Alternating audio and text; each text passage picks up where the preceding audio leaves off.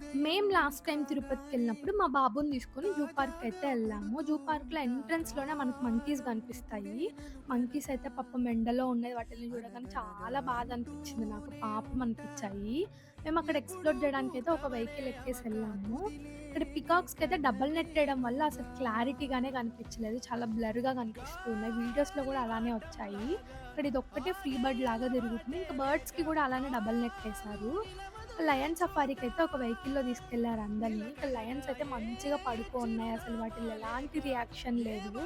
కదలలేదు, మెదలలేదు. ఎలా పడుకున్నట్టు అలానే పడుకున్నాయి. బస్‌లో ఉన్న జనాలైతే గట్టి గట్టిగా అరుస్తున్నా కూడా ఫేస్ కూడా తిప్పట్లేదు అసలకి.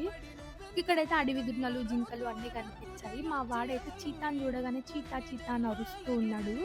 ఇదన్నా కొంచెం ఫేస్ అలా అలా అన్నా చూపిస్తుంది గానీ, టైగర్ అయితే అలా ఫేస్ తిప్పుకోంది. ఎంత అరుస్తున్నా అసలు ఇలా తిరగను కూడా తిరగట్లేదు. అట్‌లీస్ట్ దాని ఫేస్ గూడా చూపి